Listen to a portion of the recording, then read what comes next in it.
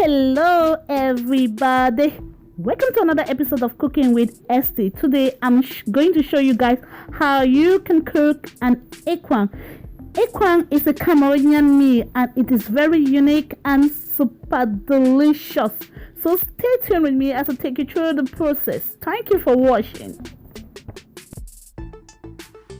Where I am is so difficult to see cocoyam leaf, so I was so happy when I went to this grocery and I saw it, so I decided to do this tutorial to teach you people how you can make an ekwang. So this is the cocoa leaf and that's the cocoa. We call it cocoa macabo in Cameroon, but when you go to African shop it has been labeled as taro, the white taro and the pink taro. So let's start with the process. First of all, I'm going to clean my cocoa. So this is what I'm doing. I'm cleaning my taro. This is actually the red taro. When I'm cleaning the white taro, you're going to see it also. So this is the red taro. First of all, clean everything. I wash them before I grate it. So that's what I'm doing first before any other step. I guess you guys can see the difference of my cocoyam, what we call taro, the pink and the white taro. This is the difference. You can see the pink and the white. The white cocoyam is so watery and the pink cocoyam is so solid, like strong. So you will like to mix both of the cocoyam to have that consistency. That's it. So I'm mixing it. I'm using them too. So let's fix our cocoyam leaf. So what we need is just the leaf, so we're going to remove the stem. So let's fix the cocoyam leaf, and this is what I do with mine. Just watch and follow exactly the way I fix my leaf.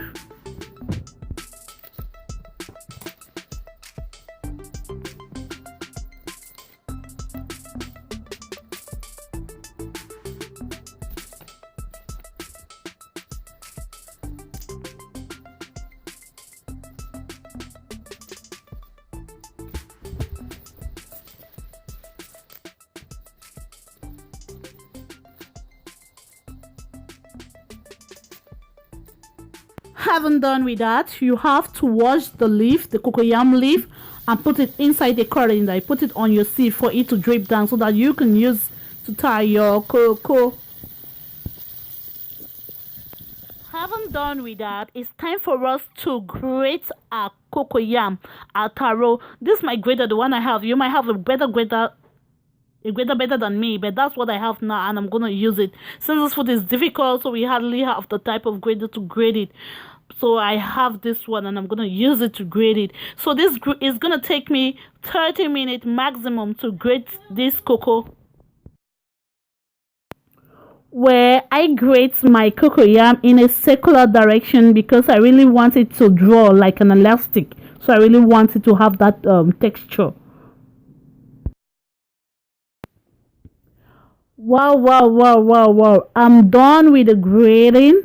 I am also done fixing my leaves, so it's time for me to present all of the ingredients now that I've fixed, to present them and to get started with this delicious meal, ekwang. So just keep on watching, and if you have any question while watching, just comment below. Thank you.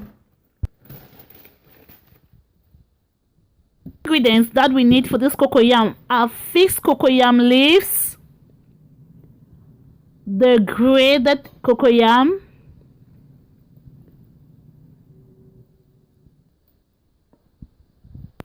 we also have a seasoning, salt and Maggi. I'm going to show you guys the quantity. We have garlic and ginger, we have roundel country onions, that's how locally called country onions. We have some black pepper. These are the secret of this food. We have onions, we have some chili pepper, Jamaican pepper. We also have crayfish, dry crayfish that I'm going to use, and a smoked dry fish. You can either use meat, smoked dry meat, fresh meat, it all depends, but actually I'm just going to use just smoked dry fish. So with all these ingredients, let's get started with the real work. So before you start rubbing the cocoyam, you add 1 tablespoon salt inside the cocoyam, grated cocoyam, and mix it together. Mix it very well. You're doing this because you want it to taste. You don't want something that when somebody wanna eat the cocoyam, when it's done, it's like just dumped in the mouth like that. You really want it to taste, so you have to add 1 teaspoon salt in it and mix it before you start by rubbing the cocoyam. Having done with this, let's start with rubbing. So this is how I place my ingredients. So I put the leaf on the right part of my hand, the cocoyam the middle, and the pot on the left part of my hand. This is to enable me wrap the cocoyam with ease. People might like to apply some palm oil on the pot before rubbing, but I'm not going to do that because I said when you apply some palm oil under the pot, it enables it not to get sticky. But I don't think that's true because I've been doing it. It keep on getting sticky. So the best thing to do is just to use a non-sticking pot to do this. That's the best option. But I usually do mine like this. I use the head of the smoked fish because in this food we put all the smoked fish, all the parts. So I use the head of the smoked fish. I fix them by removing the gills from it. I split them into pieces. Then I place them on the surface of the pot so that if it want to get burnt, it will burnt but the smoked dry fish. So that's what I do. Just keep watching.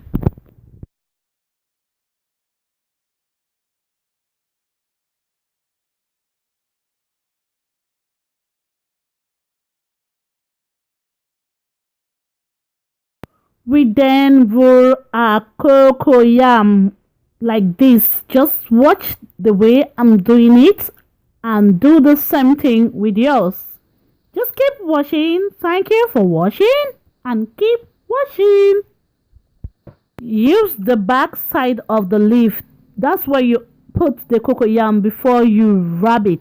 That's where you put it, then you roll it like that. Just exactly the way I'm doing.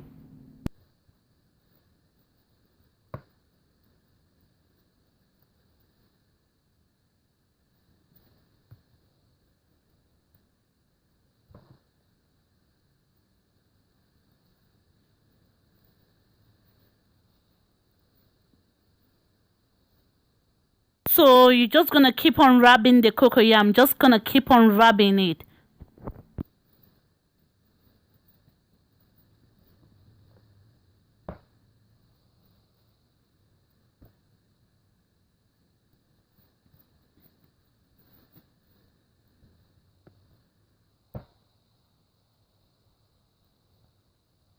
Just put the raw cocoyam across each other because you want water to penetrate inside easily. So you put them across each other. Some people leave a hole in the middle, but I'm not going to do that. I need space on my ekwang, so I'm just going to put them across each other like horizontally.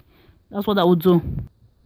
When you realize that you will be done with rolling the ekwang, what you would like to do is that you will have to put your smoked fish, if it's the meat that you have to put it on top of your gas stand. You have to cook it. So what you will do is that if you're using smoked dry fish, some of them are so strong, some of them are not so strong. So you have to put it in an extra pot with water. You season it with your salt, Maggi, and onions. You put the one that is strong, put it on the gas stand so that let it cook. The water in it, that's the water you're going to use to add on your ekwang. That's the water you're going to use to cook your ekwang. That's the stock of the fish or the stock of your dry meat. That's what you're going to use. So I'm using the dry fish. I'm keeping the one that is not strong aside to add it later on because that is not strong. But the other one is so smoked dry. So it has to be cooked. Finally, we are done rubbing our ekwang and it's time for us to place it on a gas stand. So what I'm going to do is that I slice some of my onions, I sprinkle onions on top of it. Then I stand it on my gas stand. I allow the pot to be heated a little bit before I add any water. This is to prevent the ekwang from scattering. I don't want it to be so scatter, so I put it on the pot for it to heat a bit before I add the. You see, it's now being heated, and the heat already, it enables the ekwang not to get scattered from the leaf. So now you can add the stock, and you make sure that you add it round the pot. You don't just pour the stock or water on top of the ekwang like it's going to scatter. You have a scatter ekwang, so you really want it to really be still wrapped. So you have to take the water and put it round the pot, exactly the way I'm doing. And that's just it. And allow it to cook for about 15 minutes before you add the final ingredients and allow them to cook.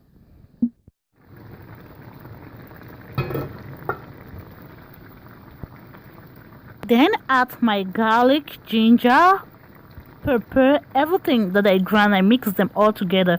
So I now add them inside the pot. Then I close it again. I allow it to cook. Remember, you keep on adding the stock inside the pot the way you want, because you want a lot of water and you want it also to get burned. So you keep on adding the water each time you check the pot. So that's just what I'm doing.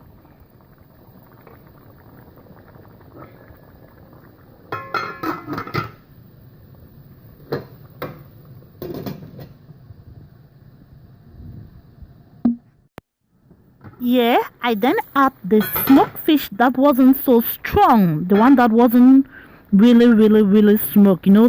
So I added now with the other one that is already cooked so that it can be seasoned before I add it inside my pot. So that's just what I did.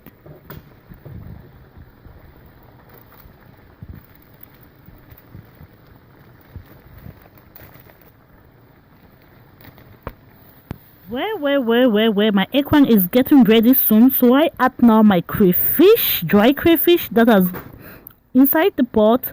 Then I add my black pepper and my country onions. Those are the last thing that I add. Then it's time for me to add the red oil right now, so I also add my red oil inside the pot. Some people don't add a lot of red oil. You might add just 1 cup of red oil inside a cup, like a glass of red oil. That's just it. I also add my cooked smoked fish oil inside. Pour everything inside the pot with the stock. So I allow it to cook for about 15 more minutes, and we are good to go. The food is ready and ready to serve.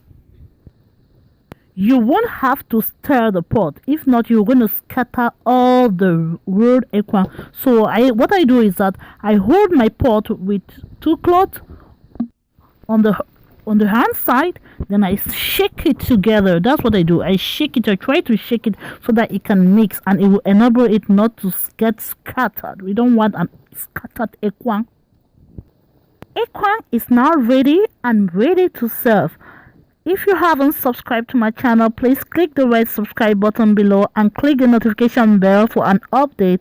Keep watching and enjoy your meal. Bye bye.